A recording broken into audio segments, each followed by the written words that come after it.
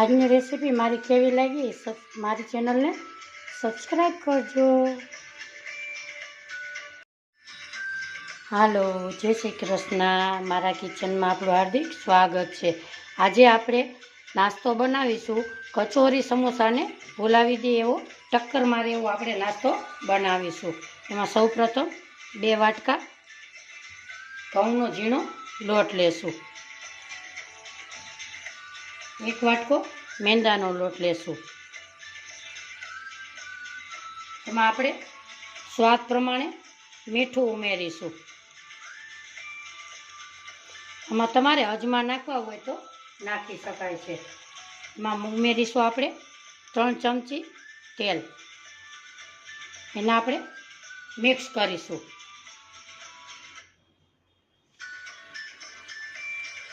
આને આપણે કઠણ લોટ બાંધીશું.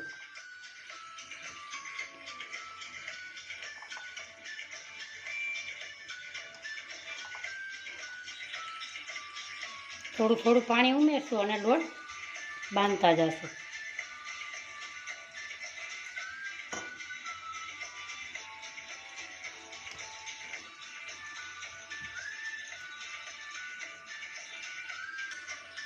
આપણો લોટ સરસ કઠણ બંધાઈ ગયો છે.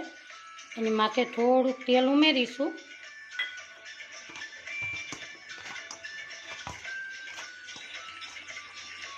એને 5 થી 7 મિનિટ ઢાંકી દેશું. અહીંયા આપણે 3 બટેટા બાફીને લીધેલા છે. હવે એને આપણે ખમણશું. ખમણીની મદદથી આપણે એને ખમણી લેશું.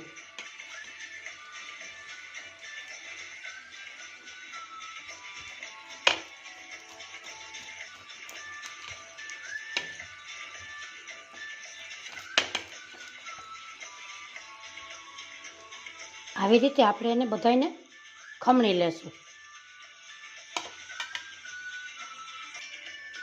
આપણા બધાય બટેટા ખમણી લીધા છે. હવે એનું સ્ટફિંગ તૈયાર કરીશું. આપણે અહીંયા ગેસ ઉપર એક પેન મૂકેલી છે. એમાં આપણે 2 ચમચી તેલ ઉમેરીશું.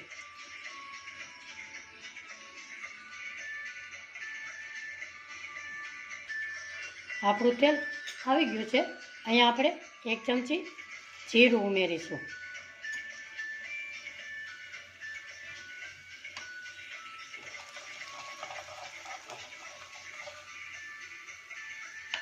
લીમડાના પાન નાખીશું.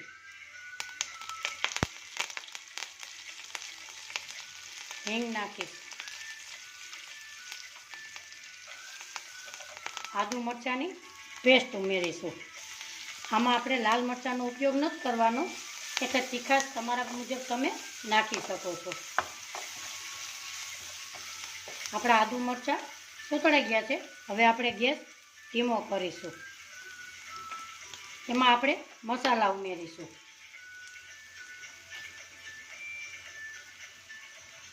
એક ચમચી ગરમ મસાલો,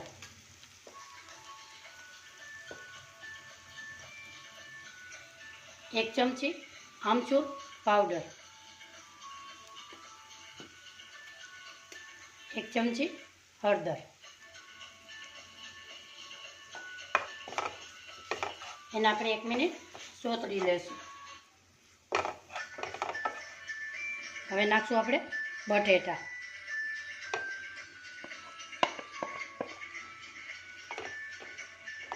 અને આપણે બધું હલાવીને મિક્સ કરીશું.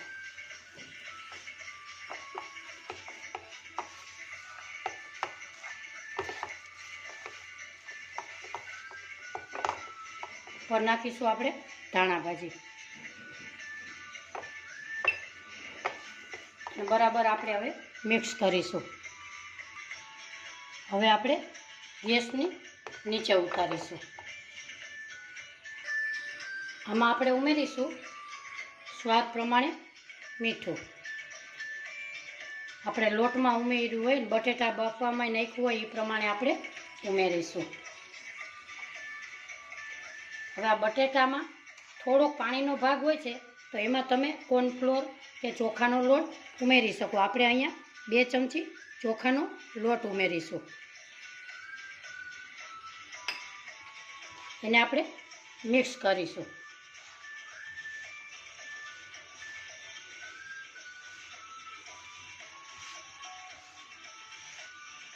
આજની મારી રેસીપી જોતા હોય તો લાઈક કરજો, શેર કરજો, સબસ્ક્રાઈબ કરજો. આપણે અહીંયા બધું મિક્સ થઈ ગયું છે. આપણું સ્ટફિંગ એકદમ સરસ તૈયાર થઈ ગયું છે. હવે આપણે લોટને મસળી લેશું.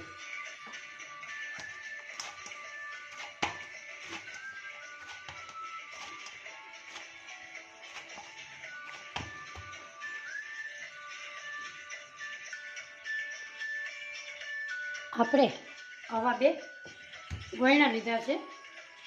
એને હવે કોરા લોટમાં ઉમેરી અને વણીશું.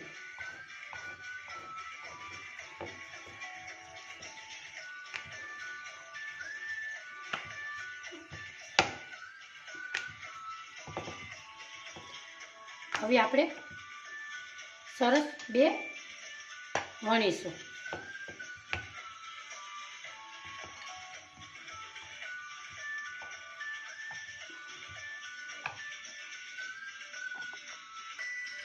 આવી રીતે આપણે 2 રોટલી વણીશું. એમાં એકની ઉપર આપણે મસાલો ઉમેરીશું.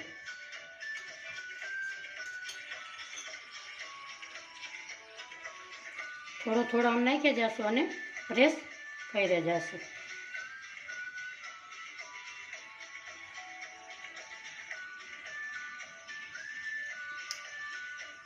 ફરતી કોર કિનારી સુધી આપણે પાથરી લેશું. મસાલો બધો સરસ પથરાઈ ગયો છે. હવે એની ઉપર આપણે બીજી રોટલી મૂકીશું. એને ફરતી પર આપણે આવી રીતે પ્રેસ કરીશું.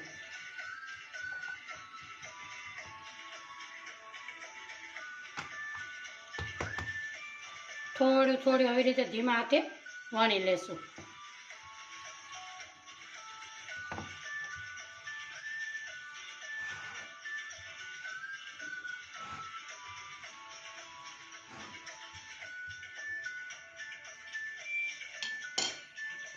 હવે એને આપણે કાપા પાડીશું.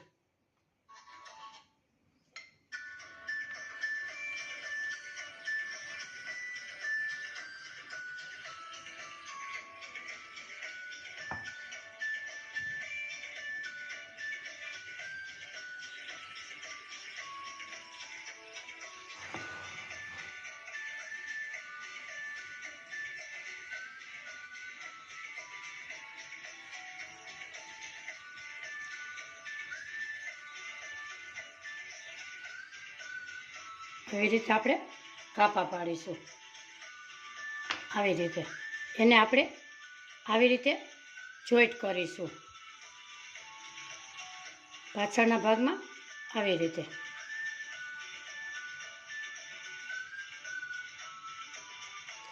શંખ જેવો આકાર એનો થશે.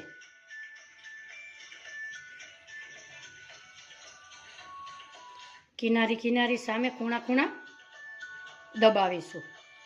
પાછળના ભાગમાં આવી રીતે પ્રેસ કરીશું. આવી રીતે આવી જ રીતે બધાય આપણે વારી લેશું. આપણે બધા સરસ વણાઈ ગયા છે. હવે આપણે તેલની પ્રોસેસ કરીશું. આપણે ધીમા ગેસે તેલ ગરમ કરવા મૂકેલું હતું. હવે એમાં આપણે જરાક નાખીને જોઈ લઈએ.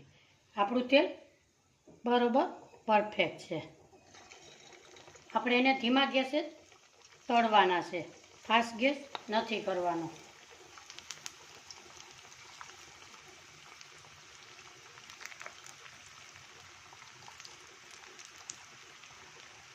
આ નાસ્તો ખાવામાં ખૂબ જ સ્વાદિષ્ટ લાગે છે.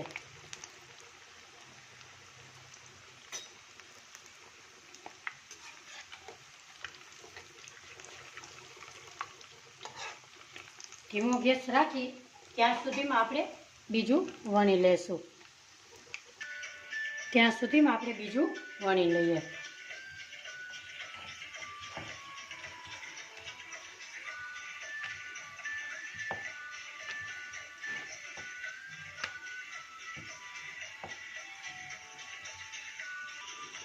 આપણી 2 રોટલી વણાઈ ગઈ છે.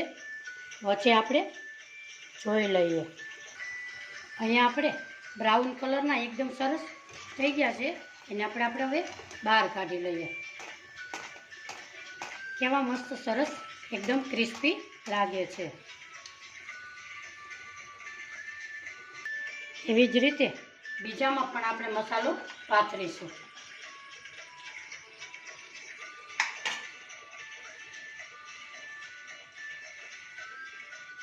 ફરતી કિનારી સુધી પહોંચે ત્યાં સુધી આપણે પાથરી લેશું. તો મસાલો બધો પથરાઈ ગયો. હવે આપણે બીજી રોટલી ઉપર રાખીશું. આવી રીતે આપણે પ્રેસ કરીશું. અને એને ફરીથી આપણે વેલણની મદદથી આવી રીતે પ્રેસ કરીશું. હલકા હાથે વણવાનું છે.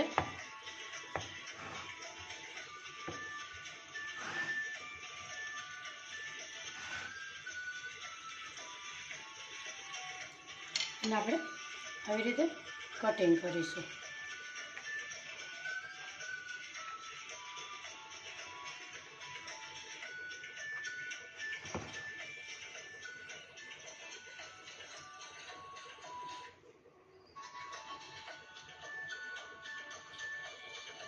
આવી રીતે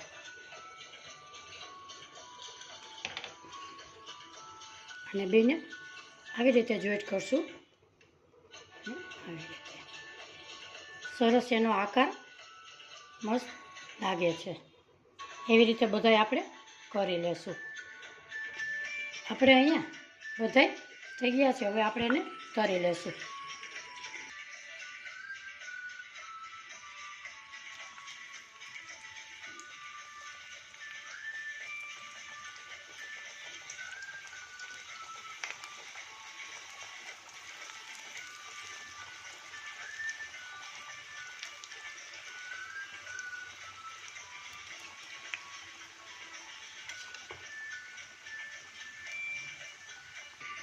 એકદમ ક્રિસ્પી એવા તળાઈ ગયા છે. હવે આપણે એને બહાર કાઢીશું.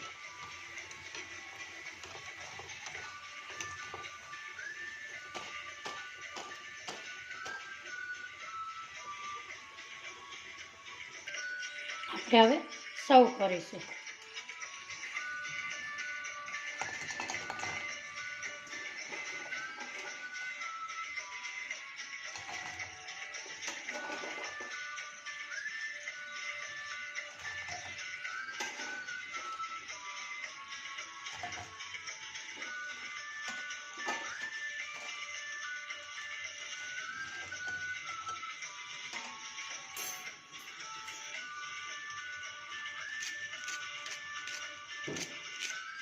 છે ને આપણો નાસ્તો સમોસાને ને કચોરીને ટક્કર મારે એવો. આજની મારી રેસીપી તમને કેવી લાગી એ કોમેન્ટ બોક્સમાં જરૂરથી જણાવજો.